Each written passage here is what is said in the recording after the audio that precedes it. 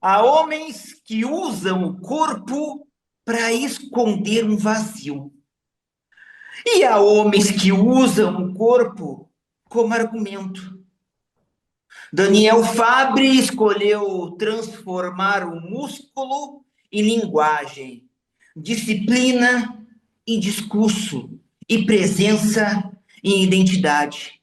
A pergunta que inaugura esta conversa do programa de hoje com as nossas comentaristas, doutora Samela Corte, Márcia Capistano e Priscila Franco, é uma pergunta que eu poderia dizer simples, mas também cruel. O seu corpo é consequência de quem você é? Ou é o lugar onde você se esconde de quem poderia ser? Daniel Fabre, bem-vindo à nossa programação. Show de bola, muito boa noite, obrigado pelo convite. É um prazer aí estar falando com vocês. Espero poder contribuir o máximo possível aí. Olha, é uma pergunta bem filosófica, né? É uma pergunta bem filosófica. Pedro Ernesto é conhecido por isso. Vamos lá, vamos tentar responder de forma didática, né? Olha, de fato, né? A imagem ela é um reflexo não só do que você faz em uma hora de treino, né? Mas do que você faz durante todo o seu dia, o seu sono. Ele é reflexo da sua alimentação. Então, de fato, né, você acaba sendo a consequência de tudo que você faz. Assim, acho que em várias outras áreas da nossa vida, né? Mas o fitness, a saúde, ela vem crescendo muito na última década, vamos falar assim. E, de fato, essa questão de autoimagem, ela acabou tudo que cresce muito, né? Cresce coisas boas e cresce coisas ruins. E muita gente, como você disse ali no início, né, acaba usando a imagem muitas vezes para talvez tampar um problema, tampar alguma coisa que não consegue ser bem resolvida, como por exemplo o excesso de ego, o excesso de vaidade, aquela pessoa que a vaidade transcende ali muito mais do que a saúde acaba nem sendo o foco, né? Porque o cara muitas vezes usa vários recursos ergogênicos que acabam prejudicando o corpo a fim de ter algo que ele mostre que ele é mais imponente, que ele é mais forte, que ele é mais. E muitas vezes ele está tampando um outro problema, né? Uma falta de autoestima, um problema antigo, enfim.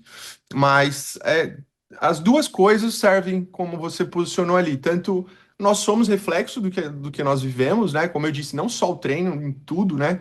Até o nosso sono, ele reflete na nossa pele, no nosso olhar, enfim, nossos hormônios. Mas também tem essa questão de muitas vezes você é, querer resolver um problema com a sua imagem. Muitas vezes isso é subconsciente, né? Não é uma coisa consciente, né? O cara, como eu disse, ele se cuida em excesso porque ele não está conseguindo lidar com aquilo de outra forma. Acho que foi mais ou menos esse entendimento que eu tive da pergunta, mas se tiver dúvida é só me mandar aí. Antes de passar aos nossos comentaristas, você me faz refletir, Daniel. A indústria fitness cria homens mais conscientes ou apenas mais obedientes? Olha, cara, se você pegar nos últimos anos, né, especificamente nos últimos, como eu disse, últimos 10 anos, você acaba indo mais para esse lado de obediência, porque você acaba querendo seguir um padrão, né, e não necessariamente como eu disse ali, de realmente cuidar, do que você é, do que você faz, da sua imagem, da sua saúde, do seu bem-estar. Muitas vezes você busca a saúde não, você busca o fitness com o intuito de se enquadrar numa tribo ali. Por exemplo, o Instagram, né, ele expõe muito a gente, então você tem que ter um corpo assim para postar uma foto assim. Você tem que mostrar ali que você toma suplemento para a galera, porque isso é descolado, isso te deixa dentro de uma tribo, te deixa estou atualizado, né? Então, realmente, né? Acaba mais você querendo fazer parte daquilo do que propriamente educando, né? Você fica obediente àquilo, porque o sistema te pede isso, né? E você acaba indo de acordo com o sistema.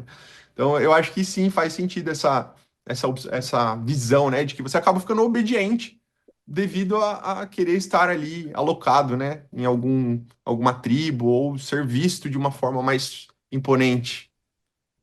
Doutora Samela Corte. Boa noite, é um prazer estar de volta. É um prazer, Daniel, te conhecer. Prazer, é meu. Boa noite. Daniel, sou médica, né? Médica de performance, de longevidade, qualidade de vida, saúde que eu falo, né? Sim, A sim. importância aí da gente estar trazendo esse nível de consciência do individual, da personalização, das suas reais necessidades diante de uma indústria que a gente passa, talvez, aí da indústria do medicamento para a indústria do suplemento. Estou começando a questionar isso. Uhum. E o novo wellness, né, que é o novo luxo, a questão da qualidade de vida, sim, de se ter saúde, né, o novo mercado aí prateado que a gente chama, né? Ninguém hoje, a geração dos 50 anos em alta performance, né, o novo os 30 aí.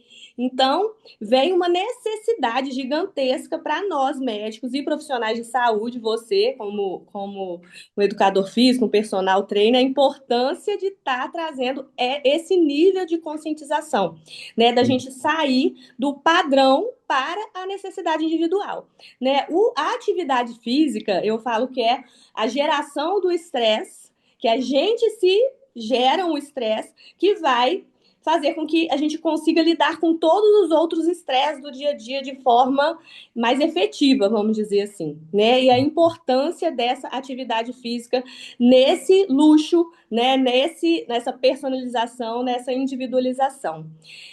Como que você vê isso tudo? Como que você encara isso com os seus alunos? Como que isso é tratado aí diretamente no dia a dia do aluno com o personal? Show, vamos lá. Prazer estar falando com você também. É legal que o meu público também se enquadra muito no que você falou, né? O meu público é 35, 40 a mais. Meu público ali é uma faixa ali até 55, 60 anos. Eu tenho bastante aluno nessa faixa. E realmente, né? Hoje, até brinca, né? Os 40, 50 são os novos 30, né? A galera se cuida como nunca se cuidou, acho que por muita informação, muito crescimento. Mas essa questão da individualização, como eu disse, né? O fitness ele cresceu assim absurdamente, mas muito mesmo nesses últimos 10 anos. Assim, o que cresceu em 10 anos talvez não tivesse crescido nos últimos 30, né? A Eu acho galera, que tudo, né, Daniel? Teve um boom aí nos últimos 10 anos. sim, e ao mesmo tempo que cresce, isso é muito bom, né? Porque a galera tem mais acesso. Hoje, há 10 anos atrás, era 3% dos brasileiros frequentavam a academia de forma regular. Hoje, os brasileiros hoje estão beirando 7%, 8%. Então, isso aumentou muito. Só que ao mesmo tempo que cresce essa preocupação, essa busca, essa identidade, como você disse, né? A galera acaba muitas vezes recebendo, bombardeado de informações. E essas informações, elas acabam, na maioria das vezes, não dá para metrificar isso, mas pelo que eu vejo no mercado, são informações ou muito genéricas, ou são informações que não servem para aquele público específico. Eu vou dar um exemplo para ficar mais didático. Um homem que está com 40, 50 anos, ele já tem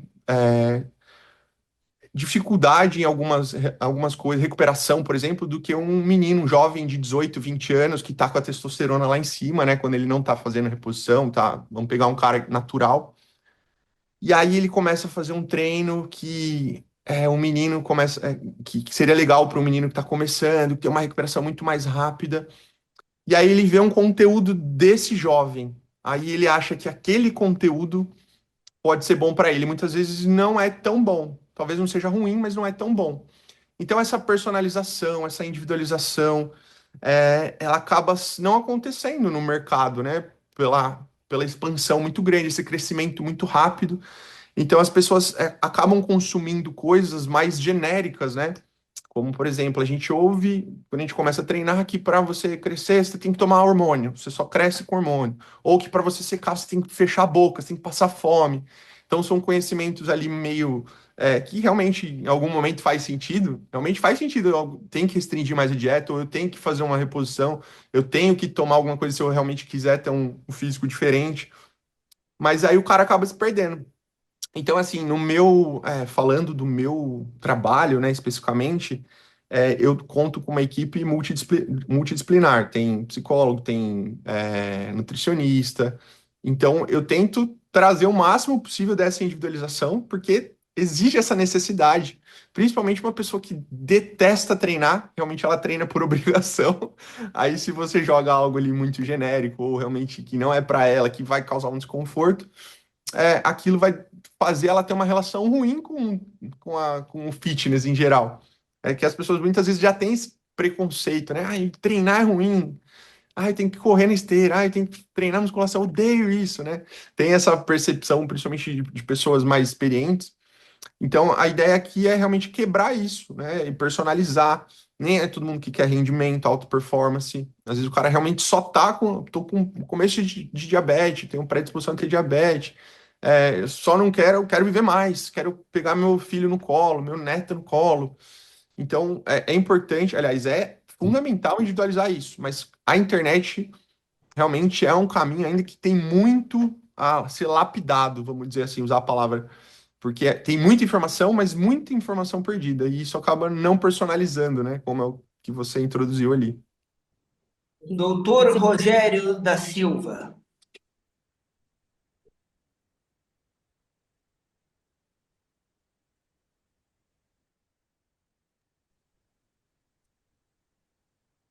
Ligar o microfone, editor, trava, ligar o microfone.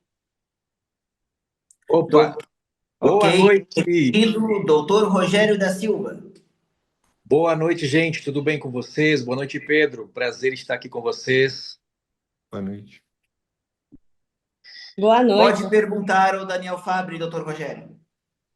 Daniel, tudo bem? Daniel, Tudo uma ótimo. pergunta simples e ao mesmo tempo bastante complexa. Nós vivemos numa era onde cada esquina tem uma academia, onde a informação que nós temos hoje nunca foi tão disponível, onde eu creio que 98% da população sabe que a prática de atividade física faz bem para o coração, faz bem para a saúde mental, faz bem para a vida, reduz risco cardiovascular. Eu, inclusive, escrevi um livro que eu vou estar publicando agora, que é justamente trazer esse pensamento. O porquê que nós temos hoje uma academia em cada esquina, nós temos informação, nós temos conhecimento, nós temos redes sociais, e as pessoas continuam, menos de 10% da população se exercita de forma adequada. Talvez 5% da população brasileira, que deveria estar fazendo no mínimo 150 minutos de atividade física por dia, faz praticamente 100, 150. E aí a gente tem os dois extremos. Os que fazem, mas fazem em excesso, porque o exercício físico em excesso, ele é prejudicial. Eu sou cardiologista, além de cardiologista, eu sou pós-graduado em psicologia, neurociência também, porque foi uma busca que eu fiz para entender um pouco mais, e também nutrologia, porque é justamente essa dicotomia. Cara, eu tenho uma academia em cada esquina, eu tenho informação. Agora, o que faz a pessoa não procurar, não fazer, mesmo sabendo que faz bem, mesmo sabendo que é essencial, mesmo sabendo que é importante? Maravilha, prazer estar falando com você também. Muito boa noite. Olha, essa pergunta, ela, assim, ela pode trazer vários, eu falo que é multifatorial, né? Esse problema, né? Como você colocou ali, apesar de ter tanta academia, tanta facilidade, tanta informação, não, a galera muitas vezes está treinando errado, não está comendo direito, não está fazendo de forma regular, ou às vezes até o cara vai e não consegue chegar onde ele gostaria. Isso pode, assim, na minha visão, isso pode trazer, ser alguns fatores. Eu vou trazer esses fatores aqui. O primeiro fator, que eu acho que tem grande relevância, é esse modelo de o negócio, né, que virou o fitness. Então, assim, as pessoas têm muita academia, porém, o modelo que funciona, que isso a gente pode trazer o lado político, pode trazer o lado empresarial, pode trazer o formato que é a academia hoje, ela não proporciona essa inteligência. Então, se você chegar numa academia hoje, que é a maioria das academias hoje, são academias de rede, grandes academias com pouco profissional, onde a ideia é ter uma rotatividade, uma galera muito grande. Muitas vezes tem 3.000 alunos, porém 10%, 20% são alunos assíduos. Então, as pessoas têm acesso a isso, só que não tem um acompanhamento profissional ali tão próximo ou tão individualizado, né? Como a gente estava falando na questão anterior. Então, esse é um grande ponto. O segundo ponto tem a ver, não só falando ali dos empresários também, né? Mas também dos próprios profissionais. Assim, a minha área, eu sou profissional de educação física, eu sou formado há 11 anos, 12 anos agora, né? 2026. E realmente é até difícil falar isso, mas os profissionais da minha área, eles não buscam capacitação o tempo todo, né? E isso é uma área que exige, acho que toda área exige estar sempre se atualizando, sempre buscando informação. Então o cara começa, ele faz uma faculdade, ele não se atualiza e ele usa métodos antigos ou métodos que pensam só no físico do cara, não pensa no lado emocional. Como eu disse ali, pô, muitas vezes o cara não treina não é porque ele é preguiçoso. O cara não treina, ele não treina porque ele trabalha muito. Então, assim, o treino tem que ser minimamente aceitável para ele, para a rotina dele. Ele não pode fazer a rotina de um jovem que só estuda ou que às vezes saiu tá fazendo faculdade, não tem um trabalho ainda, tem mais tempo, não tem filho. Então, todas essas coisas podem aumentar esse problema, né? As pessoas estão treinando, porém não tem a informação que deveria ter, né? Até porque é uma área que exige muito conhecimento, né? Que exige. Eu preciso ter recursos para lidar com essas pessoas. Eu não posso simplesmente pegar aqui, passar um treino para você, só porque eu estou te vendo aqui. Eu preciso entender suas necessidades, suas limitações, sua rotina.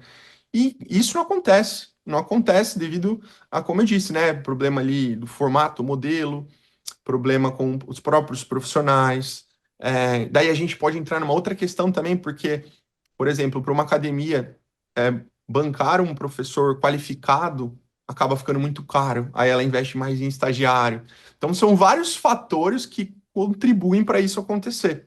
Não é uma única coisa, né? Por que que a galera treina, mas não treina certo, não come certo? Porque falta capacitação profissional, falta recursos, falta realmente direcionamento para ela ter o máximo aproveitamento daquele tempo que ela está utilizando ali. Ô Daniel, quando a gente fala de prevenção de doença cardiovascular, obesidade, emagrecimento, essas coisas, a gente sabe que não precisa de uma academia. Você não precisa ter um professor, que você não precisa ter um tutor que te ensine.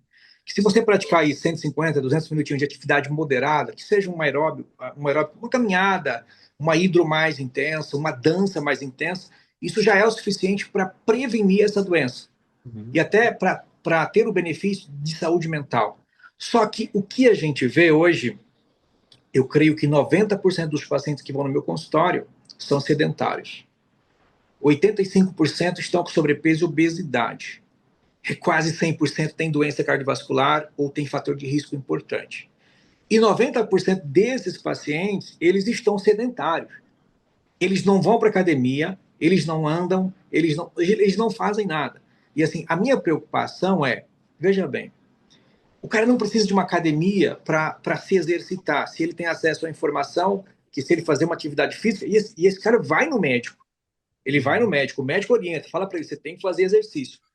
E aí a minha pergunta é, o porquê essas pessoas, mesmo sabendo da necessidade, porque todo mundo tem como tirar 30 minutinhos por dia para fazer uma caminhada, por exemplo, não faz isso. O que motiva ou desmotiva essa pessoa, você como educador físico, a não fazer isso mesmo sabendo da necessidade.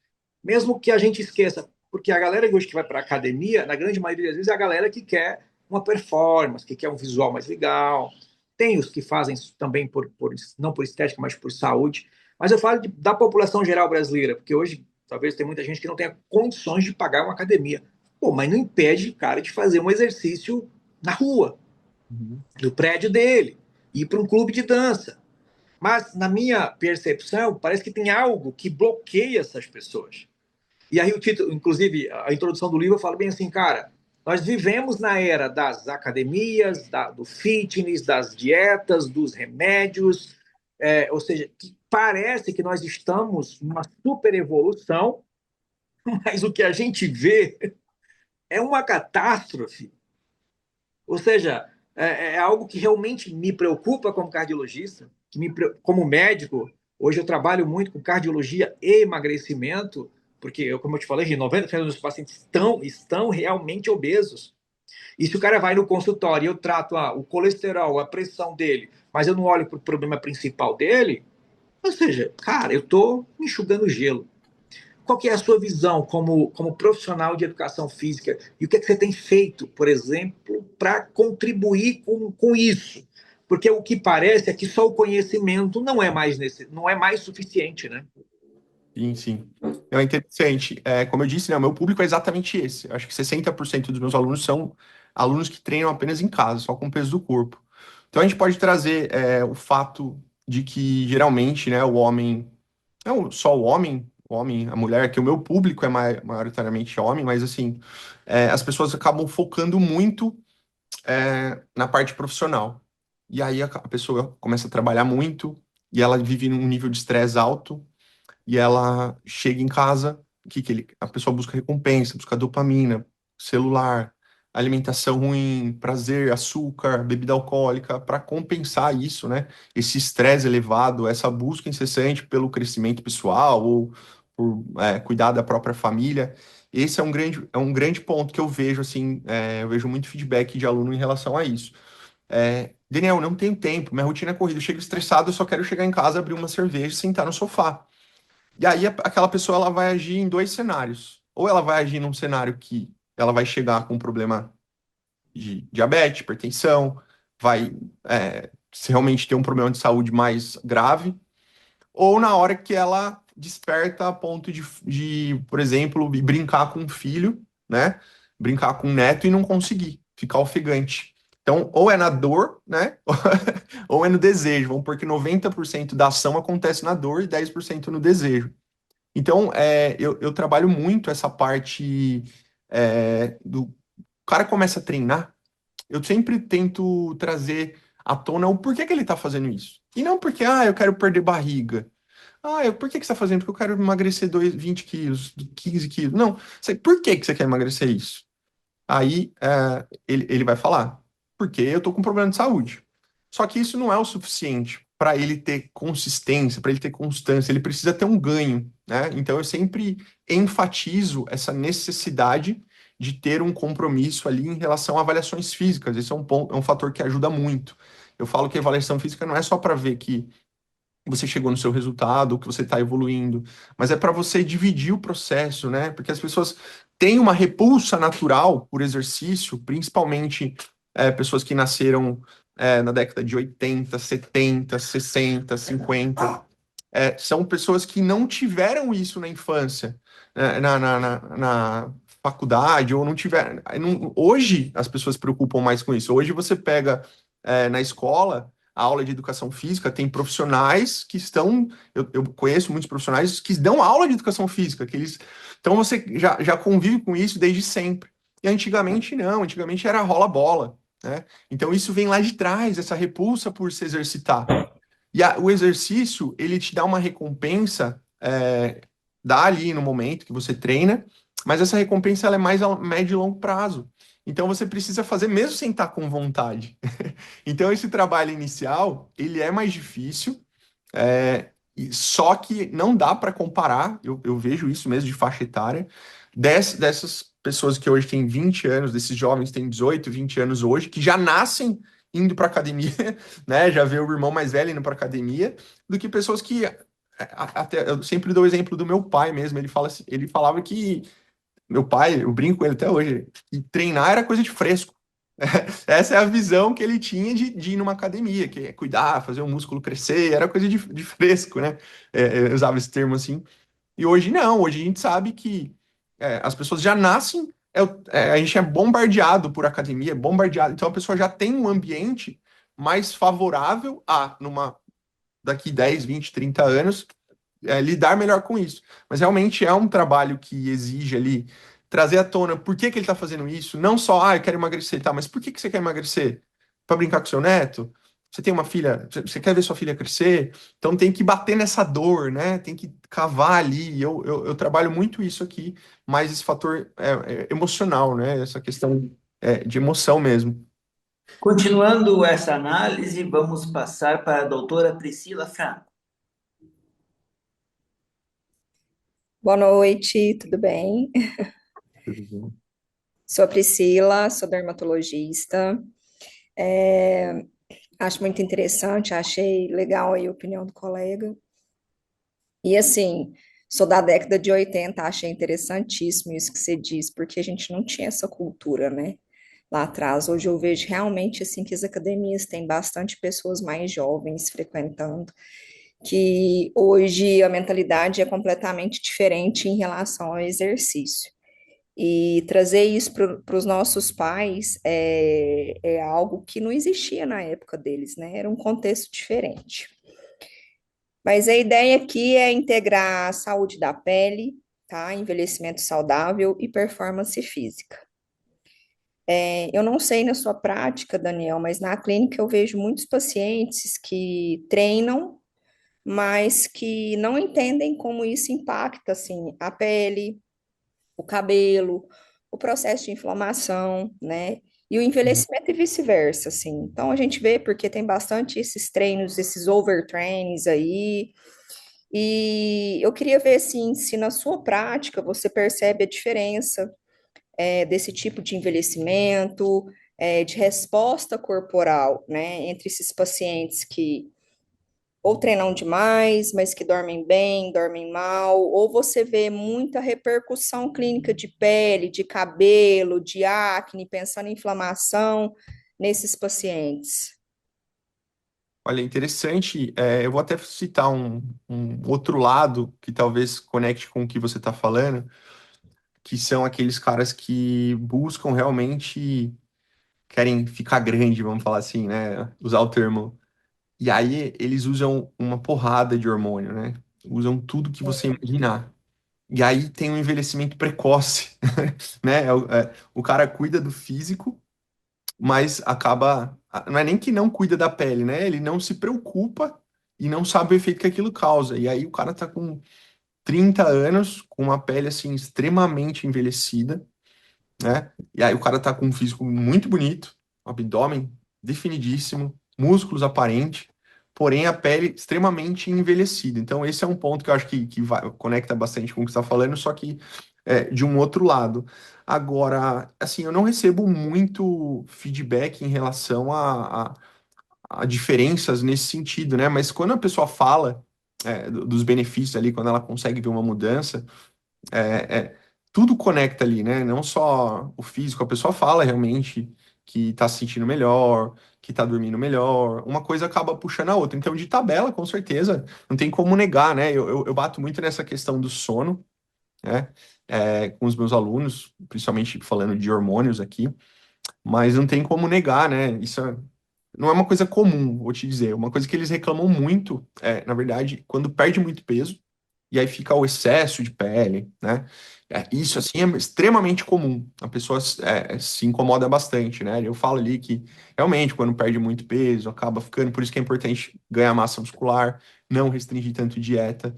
Mas quando a gente fala dessa parte de pele mesmo, são esses dois pontos ali que acontecem muito. Ou o cara que envelhece muito rápido, porque ele se entope de hormônio, ou aquela pessoa que perde bastante peso ali, né? E acaba ficando com esse excesso Acabamento de pele. facial, né? E agora, né, com esses, as novas canetas inibidoras de apetite ali, né, a galera fica sugado, assim, né, perde gordura do corpo todo, inclusive da face, né, e que é um outro problema que também as Sim, pessoas estão enfrentando bastante. Mas, assim, por experiência, né, e por os alunos presenciais, quando eu dava aula presencial, não tem como negar, né, que o exercício melhora a pele e todo o seu o corpo como um todo, né, quando é feito de forma adequada ali. certo. Doutora Márcia, Boa noite. Eu sou naturóloga, Daniel, sou neurocientista também, né? Como naturologista e neurocientista, né? Então, você falou sobre o multifatorial, multiprofissional. Eu pensei, nossa, falou a linguagem do naturologista, né? Porque, como naturólogo, a gente olha justamente isso, porque o excesso de peso é multifatorial. Por isso que realmente exige um atendimento multiprofissional. E Uhum. o que eu, como neurocientista, como naturóloga, como também sou PhD em neurociência e naturopatia pela Universidade Americana, trabalho bastante tempo nessa área, a preocupação é sempre quando se trata de emagrecimento, é do eixo intestino-cérebro. Uhum. Levar em consideração a fisiologia, né? E a gente se preocupa realmente com isso, porque senão não se tem a sustentabilidade. Eu atendo pacientes pós-bariátricos. Os pacientes que eu trato, que fizeram a cirurgia, né, bariátrica, eles não voltam a engordar, porque a gente passa a tratar essa parte do mental, porque a gente acredita que realmente precisa uma sustentabilidade, e essa sustentabilidade precisa que ele tenha esse tratamento multiprofissional e que a fisiologia, neuroendócrina, a inflamação crônica do metabolismo, o cortisol elevado, né, devido ao estresse também, né? E como você falou bem no início da entrevista, sobre a questão ali de que o paciente ele se esconde, né? Muitas vezes, né? É atrás da obesidade ou até mesmo de um corpo sarado, de uma academia, ele está escondendo alguma coisa atrás disso. E se ele não tiver um acompanhamento dessa parte neurológica também, ele acaba ou ele desiste da academia, ou ele desiste do exercício, ou se ele fez a bariátrica, ele volta a engordar, né? Então, gostaria de saber qual a tua opinião sobre tratar a parte mental desse paciente para que seja sustentável, que ele permaneça com aquele peso, que ele permaneça indo para a academia e que o mental dele esteja bem e que ele tenha uma Sim. boa qualidade de vida, de sono, respeitando o círculo circadiano dele. Legal, vamos lá. Essa questão emocional, muitas vezes ela pode ser melhorada com coisas básicas que a falta de conhecimento do paciente, do aluno, do cliente, dificulta ainda mais o processo. Vou dar o exemplo aqui. Muitas vezes a pessoa tem aquela percepção de que ela beliscar uma bolacha água e sal, aquilo ali é inofensivo, né? E se a gente pegar ali um pacote, 100 gramas de uma bolacha água e sal tem 400 calorias, né? Que é bastante coisa, é quase uma refeição completa ali, um almoço, arroz, feijão, carne, e ele belisca. E muitas vezes você não precisa nem mudar drasticamente o que ela vem fazendo, porque assim, a grande dificuldade emocional é quando a gente tem que mudar algo radical. Por exemplo, se eu chegar para um aluno e falar para ele, você não pode mais beber refrigerante. A nutricionista chega para ele e fala assim, você não pode comer mais chocolate. Aquilo já é um pânico interno ali, mesmo que às vezes subconsciente, que vai desencadear outros problemas. Então, é mais interessante trabalhar no básico, muitas vezes que a pessoa falta conhecimento mesmo, né? Como eu disse ali, pô, um biscoitinho água e sal, que às vezes ela achava inofensivo, que para ela nem faz tanta falta, né? Mas, por exemplo, refrigerante. Ah, Daniel, eu gosto de refrigerante, tá? Tem a opção aqui do zero, que não é tão saudável, mas para você que bebe 2 litros por dia, vai fazer muita diferença nas calorias. Ou no próprio exercício, né? Trazendo para minha área. Ao invés de eu chegar para a pessoa e falar assim, olha, você vai ter que fazer esse treino de 1 hora aqui. Não, vamos começar a fazer para quem tiver grana, quem puder investir, comprar uma bicicleta em casa, você assiste ali, estuda. Você facilita, né? Você cria um ambiente mais favorável ao invés de querer mudar de forma drástica a rotina de uma pessoa que não tem um histórico muito bom pensando em hábitos saudáveis, né? A pessoa desde a infância, ela tem o hábito ali de acordar e comer uma bolachinha recheada. Ela tem o hábito de almoçar, tomar, sei lá, 500 ml de refrigerante com açúcar. Então, a ideia, né, desse lado emocional é fazer o processo ser mais sutil e não dar um choque de realidade nessa pessoa, porque a chance dela desanimar, dela perder a consistência, ou porque assim, quando as pessoas começam a primeira semana, a segunda semana, tende a ser mais fácil, porque tem aquela empolgação inicial, né? como todas as coisas que a gente vai fazer na vida, né? Você começa a aprender inglês, primeira semana, não, eu vou aprender. Aí você vê que demora, que o resultado não vem, aí você dá aquela desanimada. Uma pessoa que é obesa, hipertensa ou que está com algum problema de saúde mais grave, para lidar com esse aspecto emocional é justamente isso. Tentar fazer o mais sutil possível, mesmo que esse sutil pareça às vezes sutil, mas que muda muito o jogo, e favorecer isso, né? Um ambiente para que ela não desanime rápido, né? Mas eu gosto de bater, assim, entre aspas, né, nos meus pacientes. Eu não gosto muito de passar a mão na cabeça, né? Eu falo assim, pô, a gente é adulto.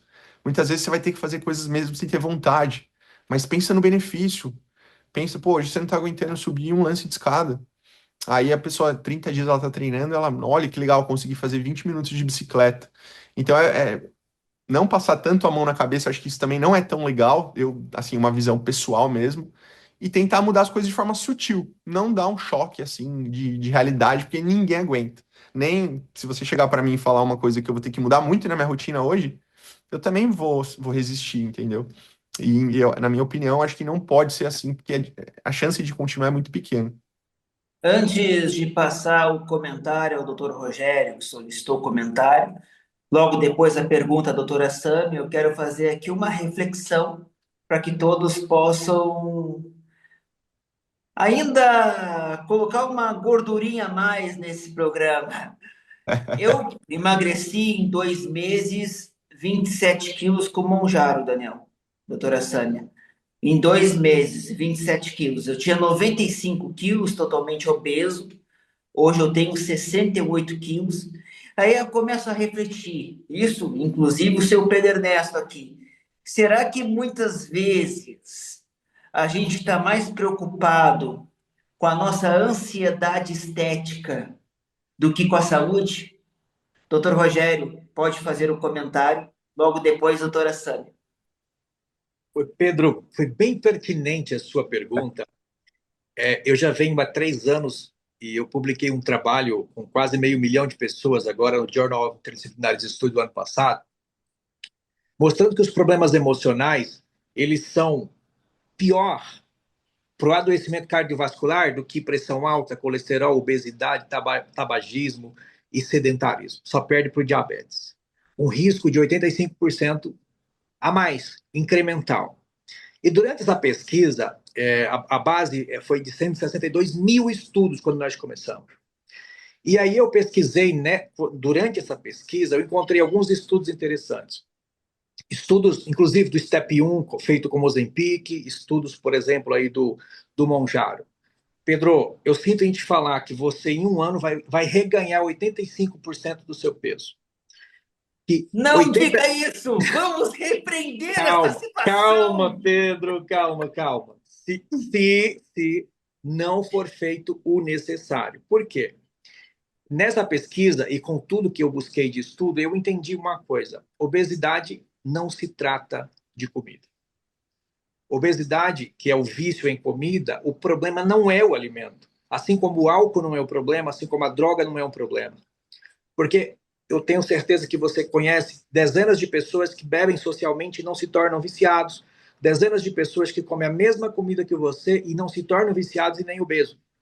Então o problema está na pessoa, está no que ela viveu, nas experiências que ela tem. Eu trago uma visão que em 100% dos casos de obesidade, o trauma é quem governa. Essa pessoa tem um trauma. Ela sabe o que tem que fazer, ela sabe o que precisa fazer, mas ela não consegue fazer. Por que ela não consegue? Na minha opinião, e na opinião de muitos especialistas do quais eu compactuo e estudo esse tema, muitas pessoas acham que é falta de força de vontade, que é mau caratismo, que não faz porque é relaxado, mas na minha opinião, e com base em mais de 500.000 de pessoas que eu estudei, não é nada disso. Essa pessoa ela tem um sofrimento, ela sofre muito. E o nosso cérebro ele foi preparado para duas coisas. Uma é sobreviver. E a obesidade, ela é sobrevivência, da forma errada, mas é sobrevivência. E outra coisa é a dor. Se essa pessoa ela tem algo dentro dela que causa desconforto, que gera algum incômodo para ela, ela vai buscar alguma coisa que é um remédio, um analgésico, um anestésico, que nesse caso é a comida. Se você entrevistar 100% de todo o obeso, 100%, tem um trauma muito forte por trás da obesidade dela. E isso foi provado por um estudo do HC, aqui de São Paulo, da USP, eu não sei, eu sou aqui de São Paulo, com mais de 270 bariátricos. 92% dos bariátricos, após um ano, após o período de lua de mel, após o período que eles saíram ali da terapia, eles voltaram a ganhar peso. 92%. O Step 1, que foi feito com o Ozempic, o reganho de peso após um ano foi de 80%. Após a parada para o uso da medicação. Tem um outro estudo mostrando que, por exemplo, as pessoas que fazem dietas, em especial as dietas restritivas, 100%, não foi 99%, 100% da base de estudo de 270 mil pessoas voltaram a ganhar peso e a porcentagem eu não lembro, desenvolveram algum transtorno psiquiátrico, psicológico. E tem outro estudo também que eu encontrei na base, um estudo que eu achei super interessante, mostrando que a atividade física, embora seja importante para o emagrecimento, o impacto é quase zero. Aí, assim, durante a pesquisa eu me perguntei, atividade física não é a solução, dieta piorou, bariátrica a gente já tem os resultados. As canetinhas, além da gente não conseguir o objetivo, a gente corre um risco muito grande, que é da obesidade sarcopênica, que é o que vai acontecer nos próximos anos. Mas o Pedro não, o Pedro ele já vai estar com consciência de buscar resolver o problema. Né, Pedro? Porque é o que vai acontecer, inexoravelmente. Hoje, por exemplo, eu atendi 8 pacientes no consultório. Gente, 6 estavam usando Mounjaro, sem indicação e sem prescrição. E quando eu fiz a Dexa desses pacientes, eu fiquei assustado. Eu falei, meu amigo, vocês estão perdendo massa muscular. Vocês estão perdendo peso, mas estão perdendo massa muscular. E tem um outro problema. Esses remédios, em especial o Mounjaro, é uma droga que foi desenhada para uso eterno. Só que menos de 3% da população vai conseguir manter 15 miligramas de Mounjaro por mês, pelo custo. E segundo, nós não temos pouquíssimos pacientes que chegaram a dose de 15 miligramas, por quê? 2,5 estabiliza, para de perder peso. Por quê? Efeito de resistência. 5, 7,5, 10. Quando chegar a dose máxima de 20 miligramas, que foi a dose dos estudos, essas pessoas vão parar de emagrecer ou vão parar de responder e vão voltar a engordar. O nosso corpo é inteligente. Eu falo, quando a raiz não é tratada, o nosso corpo e a nossa mente vai encontrar uma outra forma de mostrar o problema, porque a obesidade, o vício, muitas das doenças que nós temos na verdade, uma comunicação, é um pedido de socorro do nosso próprio corpo. Então, na minha visão, o tratamento da obesidade, ele é muito mais complexo do que a gente imagina. Não pode ser só o remédio, não pode ser só a dieta, não pode ser a atividade física e não pode ser só a terapia tradicional que a gente conhece. Por quê? Tudo que está armazenado na nossa mente também está armazenado no nosso corpo. Então, as terapias precisam evoluir para não só a TCC, a psicanálise, mas para uma EMDR e para uma terapia somática também. E quando você encontra, e eu tenho tratado esses pacientes dessa forma, como o Daniel falou, uma equipe multiprofissional, com vários psicólogos, porque hoje nem todo mundo responde a um tipo de psicoterapia. A gente tem 3 psicoterapeutas para cada paciente. O cara faz TCC, faz EMDR e faz terapia somática. Todos os pacientes passam por 3 tipos de terapia. E o que eu tenho encontrado, eu tenho chorado às vezes com alguns pacientes. E a partir do momento, Pedro, que eu descobri, que eu entendi que a obesidade, que o vício em comida, que o vício em álcool, que o vício em tabaco, seja qualquer outra coisa, na verdade, não é uma doença, abre aspas, é um problema, sim, uma doença, mas, na verdade, é sobrevivência. Se os nossos pacientes obesos não tivessem comido para aliviar o sofrimento, eles estariam no álcool ou no tabaco, ou nas drogas, ou no vício de sexo, ou na pornografia, ou como os bodybuilders nas academias. Eu tenho pacientes que você olha assim, é um monstro, mas por dentro é uma criança sofrendo, sofrendo muito. E eu falei assim, olha, eu tenho chorado muitas vezes com muitos pacientes, porque eu também passei por isso, e esse foi um dos motivos pelos quais eu fiz essa pesquisa tão profunda, primeiro nas doenças cardiovasculares, e porque eu não entendi o porquê que eu não conseguia tratar meus pacientes. Mas Pedro não vai voltar a engordar, né, Pedro? Não vai. Ô, gente, desculpa aí a minha violência. Vamos repreender.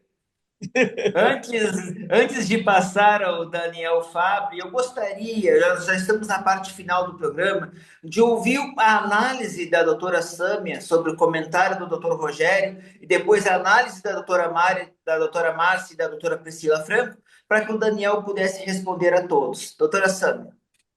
Então vamos lá, né? Esse é um tema que interessa muito ao telespectador e agora ao Pedro, né? Para a gente conhecer as reais estratégias aí para não voltar a engordar.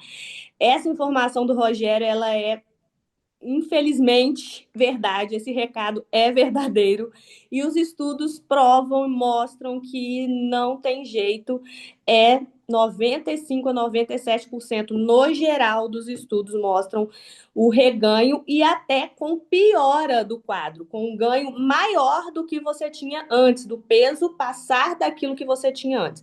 Por que que isso acontece? Porque o nosso corpo, ele, além de tudo que o Rogério falou, eu vou entrar no comportamento, nós passamos por um processo de termogênese adaptativa quando a gente emagrece. Você pensa assim, você era uma casa de 10 quartos e você passa a ser uma casa de 5 quartos. Você não vai gastar menos energia na CEMIG? Então você vai, o corpo também entende dessa forma. Você vai passar a gastar menos energia, o seu metabolismo basal cai. E se você simplesmente voltar a comer, vamos tirar todos os outros fatores. Se você voltar a comer aquilo que você comia antes, ou até um pouco menos, você vai voltar a engordar. Então, mas não é simples assim. Só que existem estratégias muito importantes para que isso não aconteça ou que a gente consiga reduzir ao máximo a termogênese adaptativa, porque ela nunca vai deixar de existir num processo de emagrecimento. Porém, telespectador, Pedro e colegas, a medicina, ela evolui, né, de uma forma gigantesca. Eu venho estudando aí nos últimos 4 anos, não só a neurociência, mas também a sociologia, que é o estudo do comportamento humano. Então, vai muito de encontro a tudo isso que o Rogério falou, porque está no nosso comportamento o segredo, né? A resolução desses fatores, essa questão da dor, de que realmente o processo de obesidade está envolvido. Saiu no The Lancet em 2025, né? Todas as questões, né? Um estudo gigantesco que concluiu muita coisa, inclusive trouxe reforçando aí que não se mede o IMC, trouxe reforçando a importância das emoções e trouxe também reforçando a importância da equipe multiprofissional para se tratar uma doença complexa. Então, uma doença complexa, algo complexo não se trata com problemas complexos, a gente não trata com questões simples, né? E o que é a medicina neurocomportamental? É exatamente focar onde está desencadeando o processo de neuroobesogênese, ou seja, tudo começa na cabeça. E na questão da saúde mental, no comportamento, né? Tem vários estudos que provam que o estresse é o maior obesogênico, é o produto aquilo que mais desencadeia um processo de ganho de peso. E por quê? Confirmando novamente o que o Rogério falou, não existem duas ciências, tá, gente? Por isso que a gente não combina, né? E aí, quando a gente está falando de ciência, a gente fala a mesma língua. O pico de cortisol desencadeado com o estresse, com a ansiedade, ele é extremamente engordativo. Você retém gordura num processo de defesa. Olha só, tudo que o Rogério falou. Nós estamos em constante mecanismo de defesa. Há um risco à vida, o cérebro entende como risco. Então, todo sofrimento, todo trauma, tudo aquilo que a gente carrega ou que a gente não sabe lidar, e aí a sociologia entra como as questões relacionadas que eu chamo de regras do jogo da vida, nós não sabemos lidar com as regras do jogo da vida, nós vamos fazer picos de cortisol. Esse pico de cortisol desencadeia um processo de defesa, porque o corpo entende que é um risco à vida e vai reter gordura, Pedro. Então, o grande segredo de você não engordar é você tratar os seus picos de cortisol, tratar as suas dores, tratar aquilo que te traz estresse. E como que a gente trata isso? Aprendendo a lidar com as regras do jogo da vida. Então, essa importância o acompanhamento psicológico e até neurocomportamental do paciente, em que ele vai trazer possíveis complicadores da sua vida para entender como lidar com essas regras do jogo, porque não adianta, Pedro, você simplesmente falar assim: ah, eu não concordo com isso. Ah, mas não é bem assim. Não, tem certas coisas que porque são, porque não tem, não adianta a gente ficar questionando. Quando a gente questiona e quando a gente não aceita, a gente entra num processo de indignação.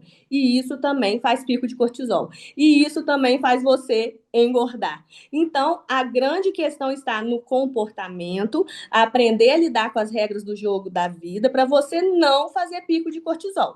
E aí sim, a alimentação, a atividade física vêm como algo complementar, mas é complementar. Infelizmente, a gente tem uma visão, o telespectador, a gente cresce com uma informação que não é verdadeira, que para não emagrecer, para não engordar, é só não comer muito, ou é comer menos e gastar mais. Mas por que que tem tanta gente que come menos e gasta mais e não consegue emagrecer? Por que que tem tanta gente que come menos e gasta mais e continua engordando? Essa é a grande pergunta. Eu brinco com os colegas que eu, né, já sou mentora e falo com os meus colegas assim: e aí, os pacientes todos mentem no consultório? Você está julgando o seu paciente? Será que eles estão mentindo? Na verdade, não, eles vão lá, tacam a geladeira de madrugada. Não, gente, muitos realmente comem menos. Muitos estão fazendo aquilo que tem que ser feito. Claro que existe todo um processo complexo de arrumar a casa, do eixo hipotálamo, hipófise, de questão de inflamação, questões metabólicas, bioquímicas, que na medicina tradicional, e eu fico muito feliz de ver um cardiologista falando assim, sabe, Rogério? Porque realmente é o que eu recebo todos os dias no consultório, os pacientes falando a mesma coisa. Doutora, eu já tentei de tudo, eu já fui em vários médicos e eles falam que eu não tenho nada, meus exames estão todos normais, mas tem alguma coisa errada acontecendo. Tem muita coisa errada. E aí a gente tem que avaliar o errado e dar estratégias, inclusive para esse paciente não voltar a engordar. E o Pedro, com essa equipe aqui, não vai voltar a engordar de jeito nenhum. De jeito Antes de passar ao doutor Rogério, eu quero ouvir a análise da doutora Márcia, da doutora Priscila, rapidinho, que nós temos 4 minutos de programa para o Rogério comentar e o Daniel dar a resposta. Doutora Márcia.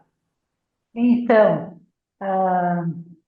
olha só, até as pessoas já me perguntaram: Márcia, por que que você não atende o pré-bariátrico? Eu atendo, o problema é que ninguém me encaminha pré-bariátrico, só pós-bariátrico, porque realmente existe essa necessidade, e eu defendo isso, de fazer esse atendimento pré-bariátrico, para ver se realmente a pessoa vai precisar da cirurgia, porque se ela passar pelo tratamento de 10 meses, que eu faço protocolos exclusivos, né? E realmente, como o Daniel falou também, é individualizado. Realmente, cada ser é único, né? Eu não costumo muito falar paciente, eu chamo o ser, o interagente, porque ele interage com o tratamento, né? E todos os interagentes, né, pacientes, né, 5% é genético, pode ser que seja genético, mas 95% é epigenética. É o ambiente, é trauma, como a doutora falou também, como o doutor Rogério falou também antes, né? É epigenética, é o ambiente, são traumas que a pessoa tem que causa essa obesidade na pessoa. E se a gente não tratar esse ser, desde entender todo o mapa, todo o terreno biológico dele, a gente não vai conseguir um sucesso sustentável, nem com Monjaro, nem com canetinha, né? A gente realmente não vai conseguir. Então, a análise seria essa, né? agradeço a oportunidade e quando as áreas, né, interagem, se integram, o resultado com certeza é sustentável. Doutora E foi Priscila, tudo bem. Uai, microfone, time, 3, 2, 1. Doutora Priscila, liga o microfone, gravando. Boa noite, desculpa, nem vi que estava aqui o microfone desligado. Então, o que eu tenho para falar aqui, que eu acho que esse conjunto aí, achei muito interessante o que o doutor Rogério falou, a doutora Sâmia também, e eu recebo muito essas dores também, né? Porque eu acho que, querendo ou não, a grande maioria busca aí esse resultado, essa combinação estética, né? A questão da autoestima, do se sentir bem. E eu tô, assim, um pouco de cá, né, desse lado, assim, eu trabalho bastante com isso, principalmente agora com as canetas emagrecedoras, né, esse emagrecimento acelerado aí, então, sempre buscando uma performance estética.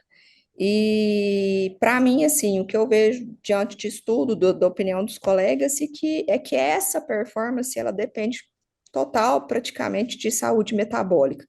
Então, eu acho assim que é um todo ligado, né? E a questão, acho que de saúde mental vem sendo cada vez mais difundida nesses tempos agora, e nós, né, da nossa área e todas as outras áreas, eu acho que a gente anda buscando isso para a gente poder agregar ao paciente, né, um conjunto de um tratamento que realmente seja efetivo para ele.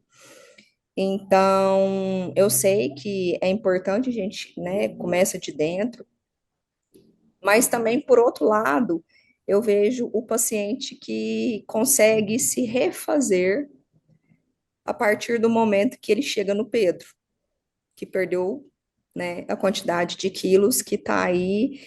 E eu vejo que pode ser pouco, mas eu já tive muitos pacientes que mudaram completamente os seus hábitos de vida depois que eles elevaram sua autoestima, depois que eles tiveram que usar uma caneta emagrecedora, depois que, às vezes, o pós-bariátrico eu acho que é o mais difícil, que é o que eu vejo que realmente acaba entrando no vício, porque não tratou de fato o que está aqui dentro antes. Eu acho que é um paciente que tinha que, do ponto de vista psicológico, está sendo trabalhado ali para realmente entrar na cirurgia, né? Porque é igual a menopausa cirúrgica, então é você entrar ali num ponto cirúrgico e pronto, saiu.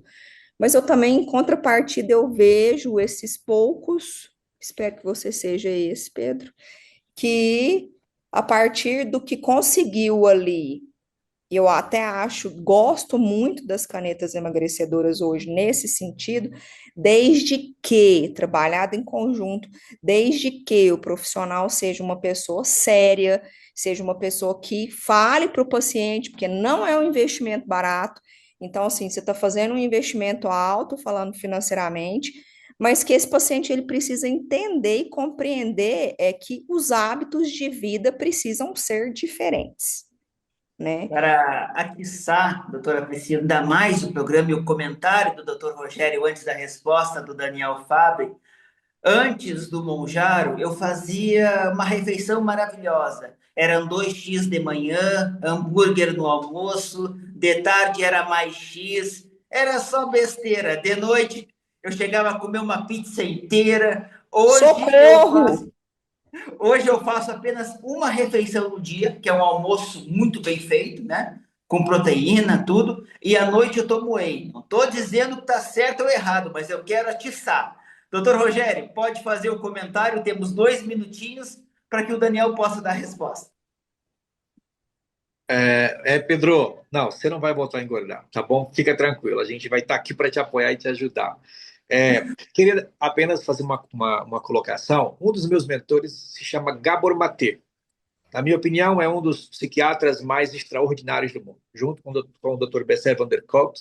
Eu sou cardiologista, mas tenho um pezinho na psiquiatria, não a psiquiatria que nós temos nos dias de hoje, tá? É uma psiquiatria diferente, uma psiquiatria voltada para o indivíduo. Porque, gente, mente e corpo são indissociáveis.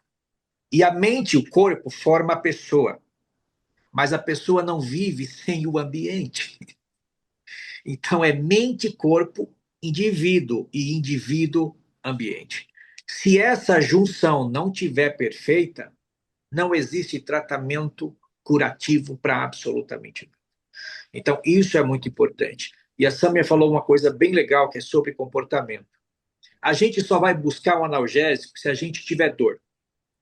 Se você não tiver dor, o analgésico perde a função e o comportamento também. Então, a raiz do problema é aqui. E o corpo faz parte e o ambiente também. Então, a gente precisa enxergar o ser humano como um conjunto, como um todo. O educador físico precisa estar presente, o psicólogo precisa estar presente, o médico, o naturopata, que é eu tenho um pezinho muito grande também na naturopatia, porque eu acredito muito que tudo vem daí. Nós que até a indústria química que nós temos hoje dos remédios vem da naturopatia.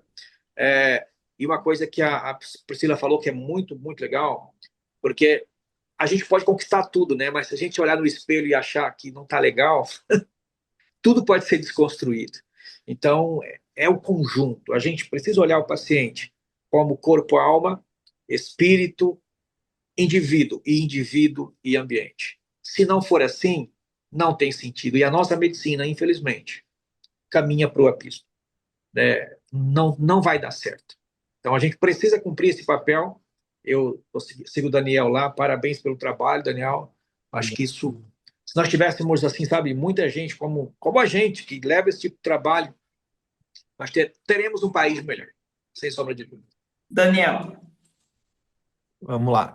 Só pegando essa reflexão, né, que você fez no finalzinho ali, o Pedro perguntou, né, da questão da vaidade, né, da estética, e eu acho que não tem problema nenhum nisso. Eu acho que a gente usar a estética para melhorar a saúde nunca vai ser um problema, né? Acho que seria hipócrita da nossa parte falar que a gente não se preocupa com a vaidade e com a estética e com a imagem. Acho que isso pode ser bom, porque isso vai acabar refletindo ali na saúde, né? Só para concluir aqui, não tomar muito tempo também, de fato a gente concorda aqui, todos nós concordamos, né, pelo que a gente conversou aqui, que são dois problemas clássicos, né, que é o ambiente e o fator emocional. O fator emocional, ele requer mais tempo, né, exige mais paciência para ser trabalhado. Agora, o ambiente não. Por exemplo, eu estimular um aluno a que ele tem que andar com uma garrafa de água. Aí eu estimular o aluno que ele tem que ter horários para treinar, horários para dormir, favorecer o cenário dele, né, o ambiente dele. Tudo isso pode ser mais rápido e, como consequência, trabalhar esse lado emocional, né, a médio e longo prazo, que é indiscutível, né, não tem como separar ali, né, como a gente estava conversando sobre isso. Então, essa é a minha visão, concordo aí, que não tem como separar, né, mas basicamente é isso, e não vejo problema nenhum em colocar a estética como a grande âncora, né, ou a grande divisor de águas, né, para uma pessoa que está com problema de saúde, né, ela olhar para o espelho, ou até mesmo na hora de ter uma relação com um parceiro, ou na hora de brincar com um filho, brincar com... que também não deixa de ser uma vaidade, né? Porque eu quero brincar, eu quero me esforçar mais, quero... Então, eu acho que não tem problema nenhum. E isso acaba sendo mais comum, né? A gente se preocupa primeiro com a vaidade e a saúde, por mais que a gente se preocupa, não é que é sempre em primeiro lugar. Daniel, talvez o verdadeiro corpo seco não seja o que elimina gordura, mas seja aquele que escorre ilusões. No fim disso tudo, não é sobre viver mais tempo, caros telespectadores. É sobre existir, doutores. É sobre existir, Daniel, com densidade. Muito obrigado pela participação em nossa programação. Eu que agradeço o convite. Uma boa noite a todos os colegas presentes. Boa noite, foi um Obrigado prazer. a todos os Obrigada. doutores e até a próxima. Até lá.